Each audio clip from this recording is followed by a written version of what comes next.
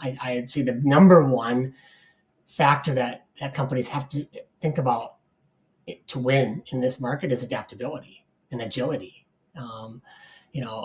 Pricing models, product packaging, all of these things are, I think, going to be in a constant state of change.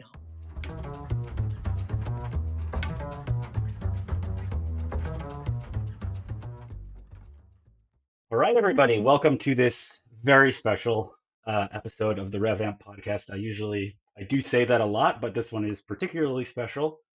Usually I go out and find folks out there in the world that I don't get to talk to very often and use this as an opportunity to pick their brain, to learn from them. But today we actually have David, who not only is somebody I like to learn from and pick his brain, but he happens to be a colleague of mine here at DealHub. But David has a very unique background and interesting insights that I think would be super relevant to our audience here. So before we kind of dive into the conversation today, David, why don't you give us a little bit of your background, where you're coming from, kind of what you're doing and how you found your way to be here at DealHub and kind of in the CPQ quote to revenue space. Yeah, absolutely. Thanks for having me on, Mark. It's exciting to be across from it versus just listening for a change. But as I said, my name's David. I've been here at DealHub now for, 3 or 4 months, and excited. But my career really has always been at that intersection of sales, marketing, and technology. I always like to kind of say my passion is helping organizations optimize how they go to market. I've led product marketing and enablement initiatives at companies like Microsoft and Amazon Business, which is kind of the B2B retail side of the Amazon business. Their small $35 billion side business. Really there I was focused on helping sellers be more efficient, scalable, and data-driven. So more really on the B2B seller enablement side of product marketing.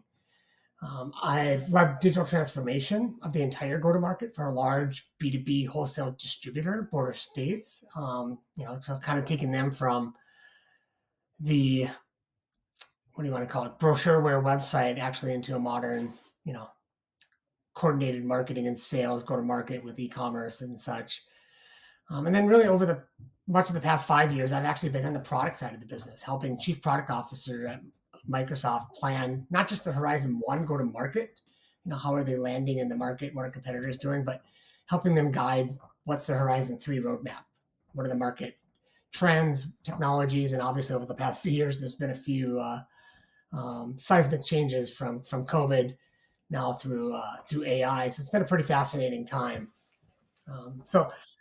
It'll be an interesting conversation because while I haven't been in a direct RevOps role, I've worked closely with operations and field teams, which is kind of when you look at those large enterprises like Microsoft and Amazon, corporate marketing isn't always that close to execution. So they rely on field marketing and local marketing to kind of take it that last mile. And there's so many opportunities for gaps and missteps to happen. I think similar to even regardless of the size, I think the biggest gap is, how do you connect that marketing generated demand to sales execution? And obviously RevOps is a critical player in that alignment.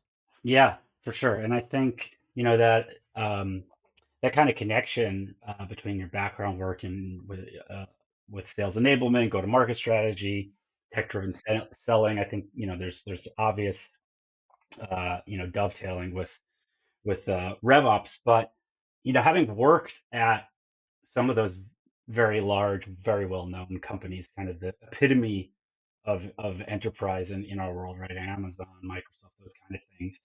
Having worked at companies at that scale, and I assume highly complex go-to-market motions, you mentioned early on that we've seen these kind of very large shifts, kind of, generational shifts in the way businesses and basically the world was running, from COVID to inflation to AI and everything in between. But how have you seen, RevOps, organizations, RevOps professionals, RevOps leaders evolve? It's a great question, and in some ways, it's probably there's always been some sort of an operational role within organizations. I don't think it's necessarily been as defined as it is today. I've been around long enough to kind of watch both marketing tech and sales tech booms over the last 15 to 20 years. And that really the result has become companies are bombarded now with technology. It's funny, as a product marketer back, I think it was in 2017, I was product marketer for the Dynamics 365 sales app. And I think one of my core pitch deck I had, there were 27 different systems and touch points that a seller had to kind of input to interact with to manage their accounts. And if you think about that, that's 27 different moments that they're not doing what they should be doing, and that is driving engagement. And it was kind of that pitch or that point where it's like, as you're adopting technology, especially for, I think growing companies, but it's companies at every level, is when you're adding a new tool, what are you taking away or what are you enabling? Because if you're not removing friction, if you're not removing data entry, if you're not removing steps in the process, then you're adding. And at the end of the day, that takes away again from that engagement time.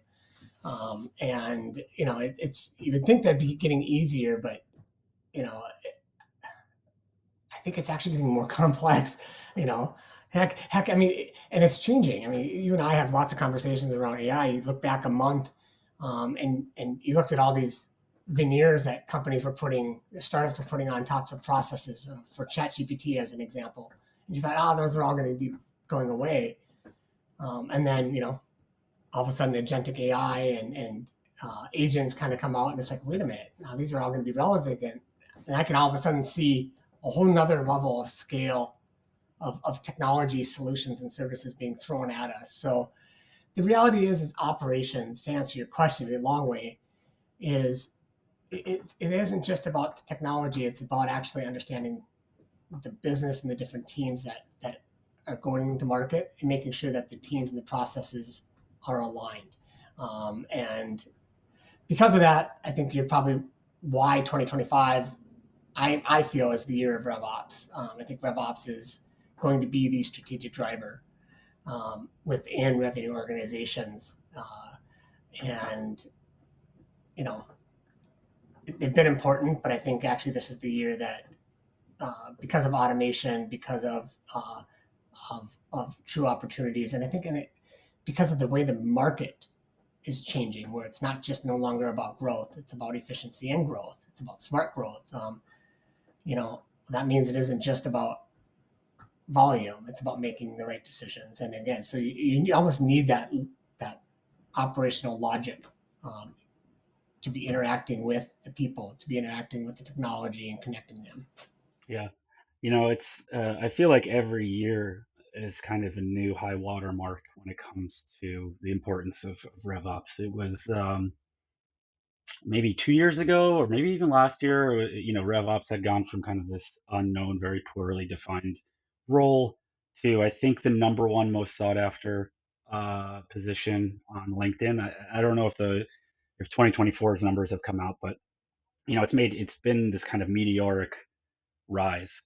Um, and I think you're right. I think as complexity increases within a go-to-market, so too does the value and the need for RevOps. Um, but I think that there are a lot of challenges. Technology and innovation moves at a very fast clip. Legacy systems, legacy technology providers move a lot slower, right? And so there's a lot of this delta between what many of the larger companies have in their tech stack, and really what's kind of needed from a go-to-market team. There's that kind of legacy problem, and that challenge, you know, is kind of diffused across the whole company, but obviously kind of falls to the lap of RevOps. So, you know, kind of speaking to that legacy problem, um, what are some of the biggest challenges that you've observed in your experience at some of these larger companies, and then just kind of generally across the board? Yeah. Well, Can we come back to that, Mark? Because I was just thinking about as I kind of finished answering and was listening to that last point, um, and thinking about product marketing. As I was talking, I realized RevOps and product marketing aren't all that different. Um, at the end of the day, we have the same mission to help revenue teams execute more effectively. And that means we're connecting product, we're connecting marketing, we're connecting sales, not just teams, but tools. So our goal is optimizing those processes. It's to refine messages. It's to make sure that the data is aligned. So really, at the end of the day, it's when sales, marketing, and RevOps, when they're truly connected, that's when revenue acceleration becomes a byproduct. I'm sorry, of that alignment. And you know, that's the crux of it. In product marketing, we kind of have that same, when we have product marketing and sales aligned, right? That's when, messaging and positioning and differentiation really stands out because we're talking with one voice. You know, we understand our customers. We're speaking one differentiated voice to the market. And I think the same is for RevOps. I just wanted to kind of come back there and kind of loop back. Yeah, no, it totally makes sense. I think that, RevOps kind of aligns from a technology perspective and a strategic perspective, kind of sales, marketing, and customer success, and maybe on the finance side as well. And product marketing really kind of brings product into the picture along to the with those go-to-market teams, which is absolutely crucial. I think that we talk about silos. That silo is often very difficult to break down. I think the kind of introduction of product-led growth into becoming kind of a go-to-market motion has really done a lot to kind of break down that wall. But that's definitely a conversation. We could have an entire podcast on that one. Yeah, no, it totally makes sense. I think that, RevOps kind of aligns from a technology perspective and a strategic perspective, kind of sales, marketing, and customer success, and maybe on the Yeah. Yeah. But to answer your question about alignment, kind of maybe with some of those legacy system, the inefficiencies with kind of current modern go-to-market strategies. It's been a few years, um, but the major challenge when I was at Border States, and while we wouldn't have called ourselves a RevOps team at the time, that's probably looking back, that's pretty much what we were building.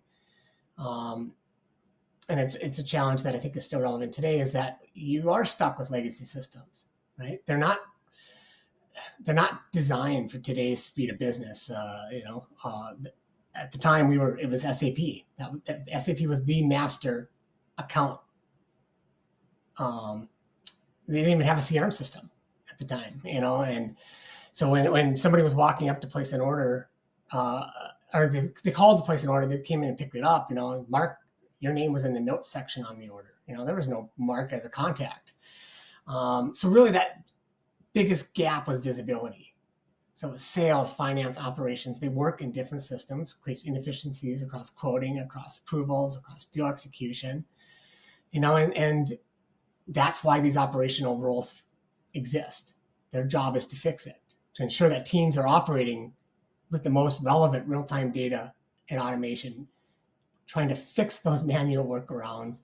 And sometimes you're the bridge, right? When there is a manual, making sure that data or processes is being connected from one to the other. And that's the reality. You're going to always have those legacy systems, and some you're going to be able to fix with technology, and some you're going to have to, probably build process and work around them. yeah. Speaking more broadly, um, from your perspective or experience or both, when a revenue tech stack is kind of misaligned with a company's go-to-market motion or with the needs of the time, how does that impact the deal velocity, their agility, and overall sales execution? Um, and what are kind of the negative um, impact to that? Yeah.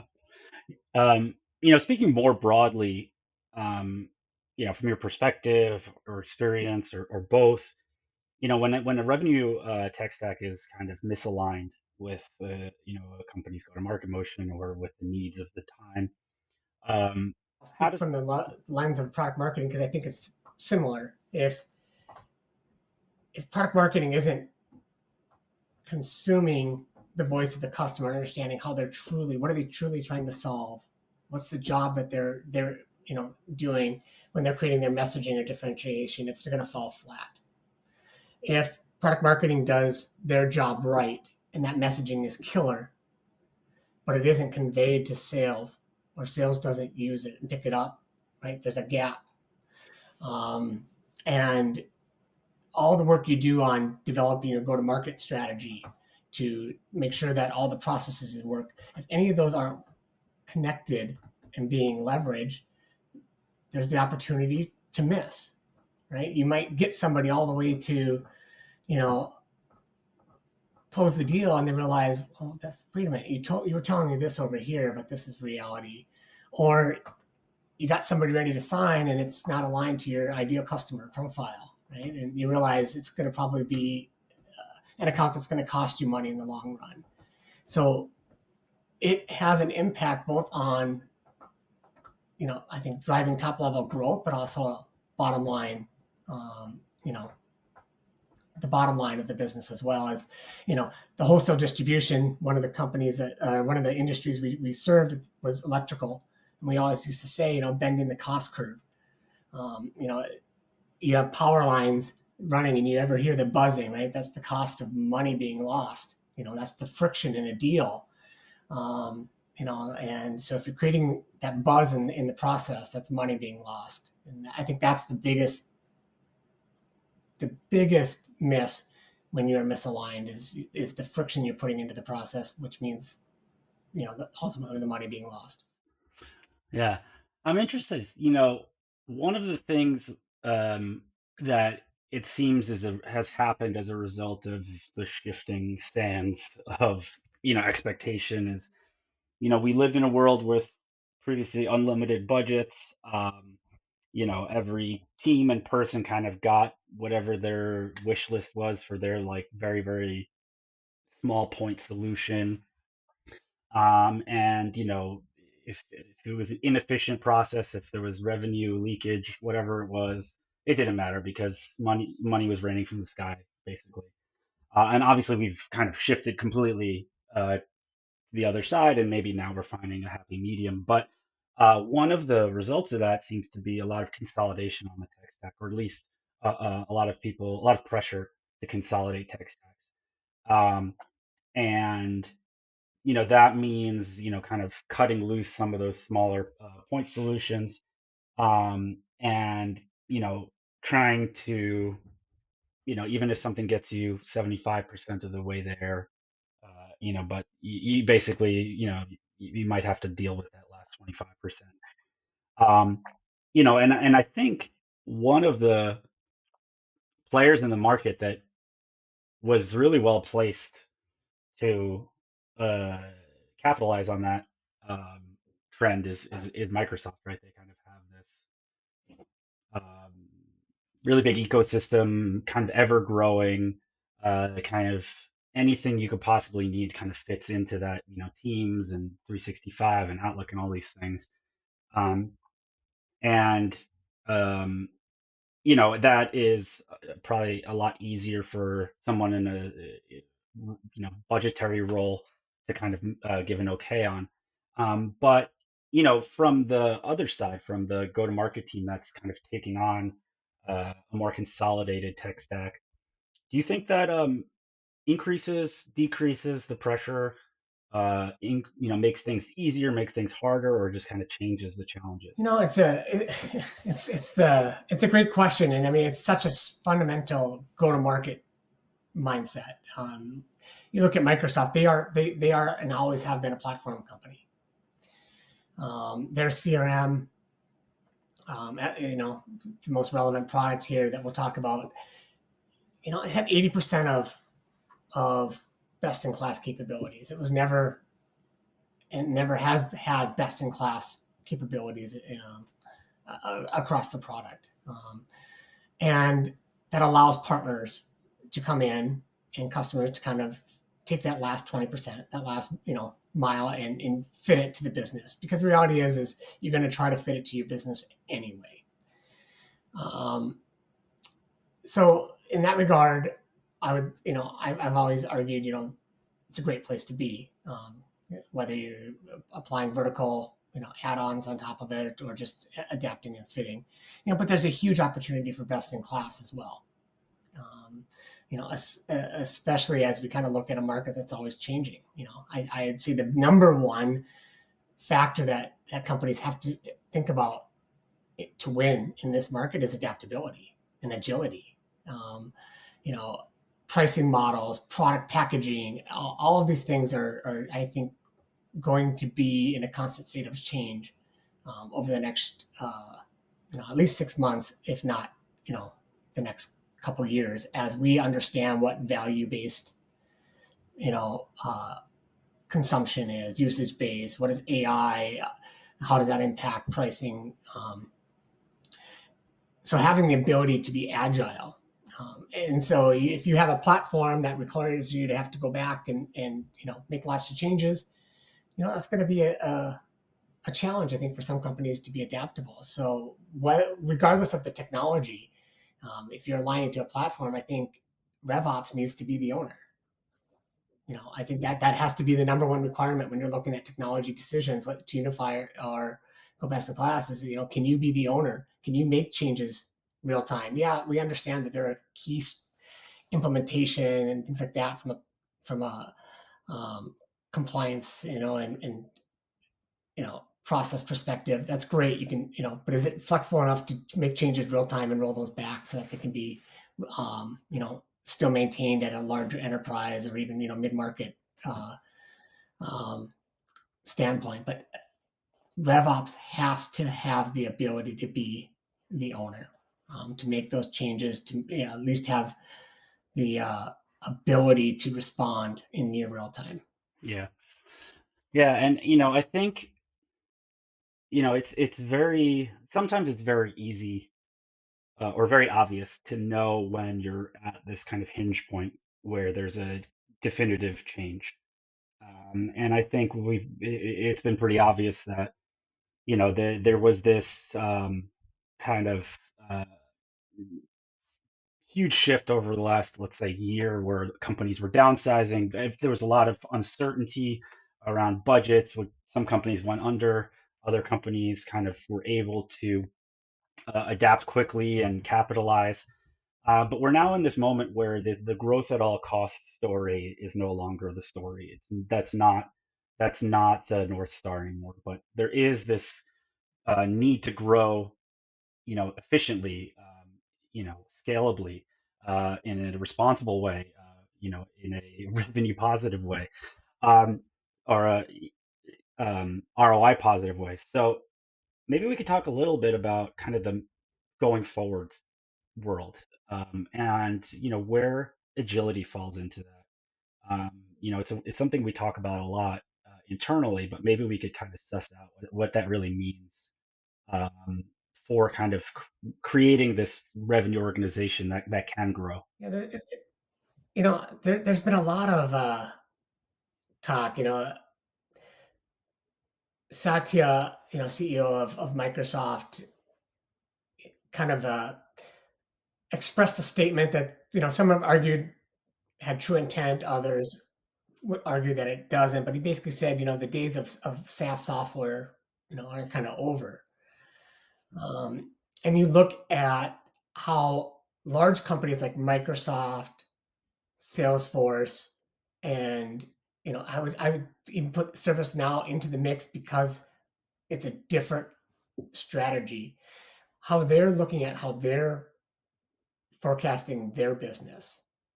How do they protect, their revenue, their existing business while transforming? How do they position their stacks so that organizations, will continue to leverage and use them?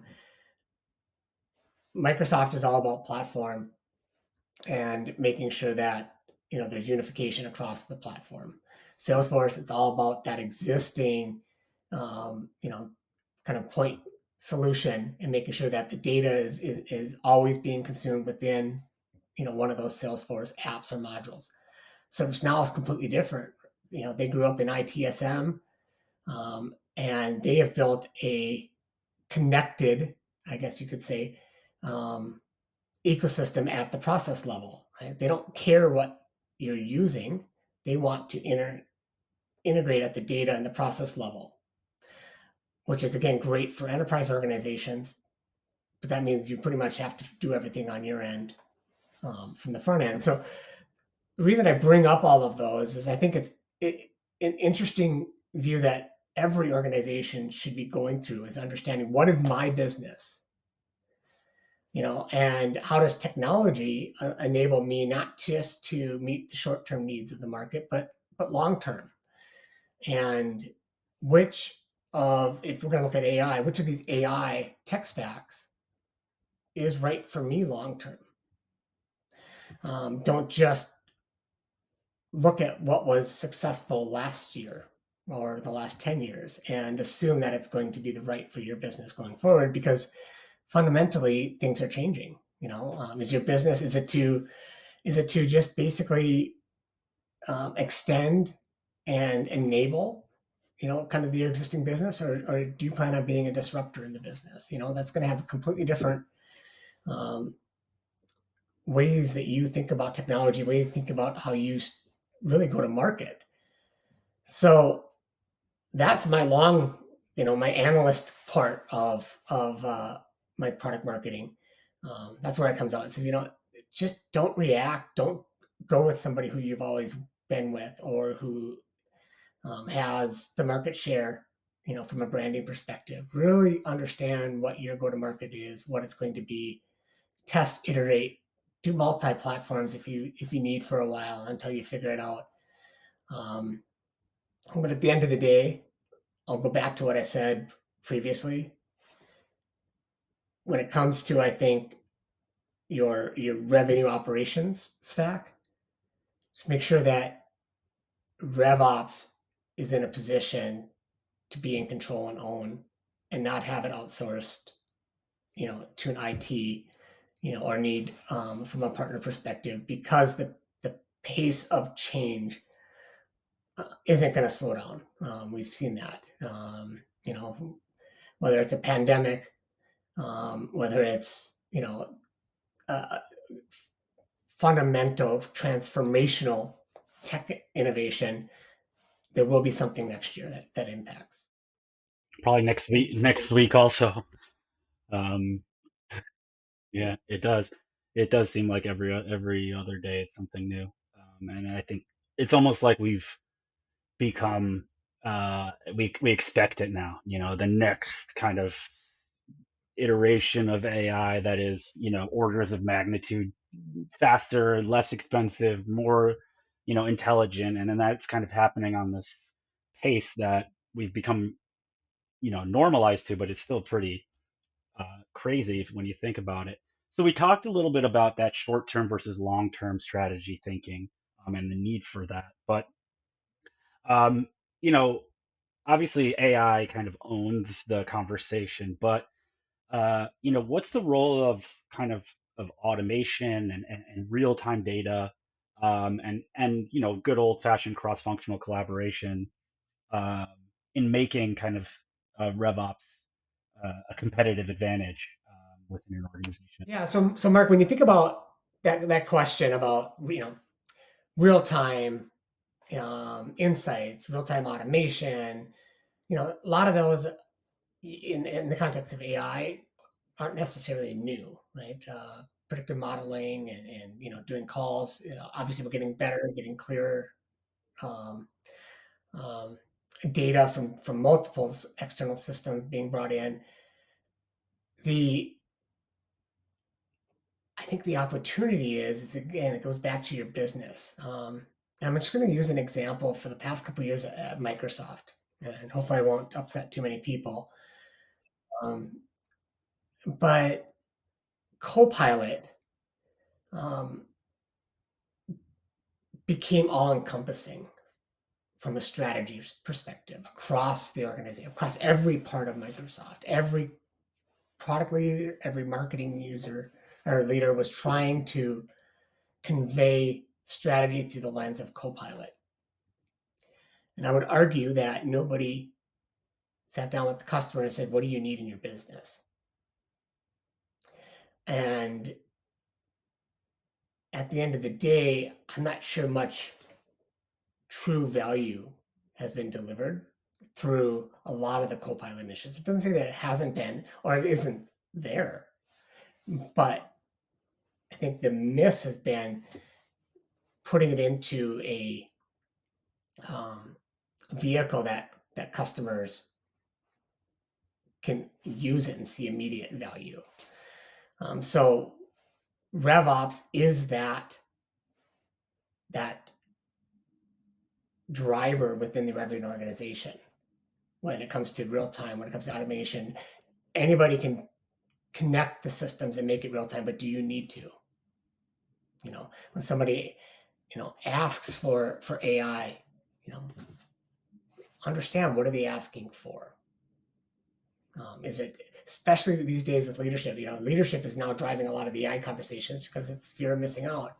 you know, um, so it's okay. Well, how is this actually moving the needle for our strategy? And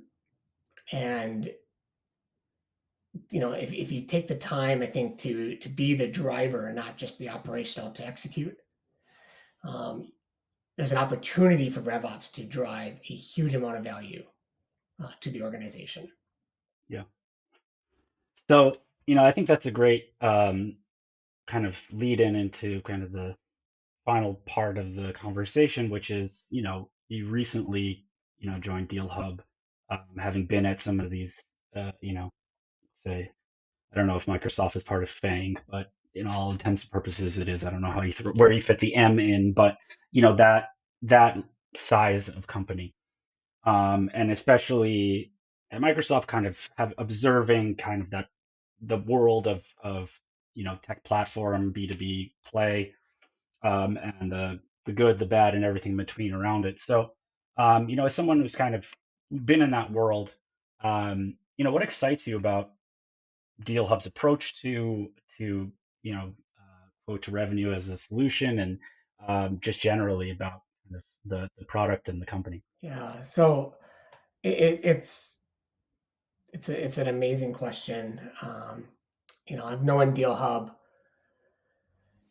going back probably, you know, 5, 6, maybe even 7 years, just through my relationships at Microsoft and being within the ecosystem, and having, been in product marketing, having been in product, having been in that sales enablement role, as a seller, as an analyst, having done implementations of marketing and sales, you know, I kind of, I used to say, I kind of understand where some of the dead people lie within organizations, because as a product marketer, we're responsible for selling and marketing the perfect scenario. The reality is we have all those legacy systems that we mentioned earlier. We have legacy processes. People bring in a new technology and they just take their old process and put it on top of the technology. Now it's a complicated but new and shiny new system. And so what excited me about DealHub is really how it removes the complexity that slows down revenue teams. So when you think about the ability to unify quoting, to kind of proposal creation and approval, to the engagement around the actual deal itself, creating that community of stakeholders so that you can bring everybody, to that deal closure point at the same pace, you know, to billing, making sure that the back end systems have the same data as the front end, to be able to bring data from the back end into that quoting and contract creation process, and then all the way through the subscription lifecycle, whether it's renewal, whether it's midterm changes, etc. Those are all points that are friction creators within revenue processes, and DealHub, really connects that sales team with the finance team with the buying team. And that's what excited me, because that's core. That's what Copilot at Microsoft, that's what they were focusing on. They were focusing on the last mile, but it's the core process and connections between the teams and the processes where magic, I think, can happen. AI is not going to happen if you don't have those connections, right? Good luck. So I truly feel that kind of connected revenue life cycle, I'm not even going to say platform, that connected revenue platform, because it's more than a platform, it's people, it's processes and tools. That's DealHub's competitive advantage. So when you think about a fast moving market, you know, revenue teams, they can't afford to be stuck in those rigid systems anymore. And that's where I think, that's what I saw in DealHub. Yeah. There's so much to unpack there, and I'm sure that over the next months and years, we'll have the opportunity to unpack these things, um, for the folks out there in the world. But as we round this out, um, maybe we could kind of provide the audience with, because you have this kind of unique perch, you're obviously doing a lot of work on kind of looking at the uh, ecosystem as a whole. Um, you know, we talked about kind of this being the year of RevOps, um, and I know this is a very hard question because things change so much. But where do you see RevOps evolving in the next 3 to 5 years, and particularly how it connects sales, marketing, and product teams? Mm-hmm. Yeah, I think RevOps is going to continue to mature. I could see it maturing to a point where it's no longer, defined as revenue. Um, Marketing, revenue, all of those kind of become kind of a um, life cycle operations or something, because at the end of the day, um, the customer doesn't care um, your back end operational system. But today's companies, we care, right?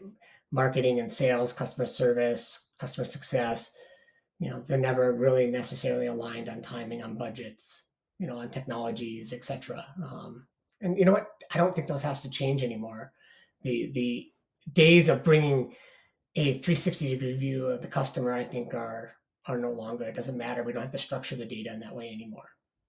So having the ability to be that operational engine that kind of connects the customer to um, all the different functions within your organization, it's a huge opportunity, and it's pretty fascinating to think about. Especially, you think about, hey, is the seller of the tomorrow, is it going to be an agent or is it going to be a human? Of course, there's going to be a human aspect of it, but maybe you know that whole process of doing pricing and getting approvals and making sure things are compliant, I could see that all being done by agents. So who's going to make sure that those digital agents are within guardrails? That's going to be the operational organization, which is RevOps today. So so many opportunities. I don't think things are going to get less exciting. 2025 is I think the year, though, the foundations um, are the foundations are there, but I think becoming clear to leadership in a way that maybe they haven't necessarily always been. Yeah, yeah, I definitely think that we're in a time where things become the field becomes clear, about where you need to go, what needs to happen, what are the kind of the table stakes involved. Um, so I think that's a great place to kind of put a pin in it for now. David, thank you so much for taking the time to chat.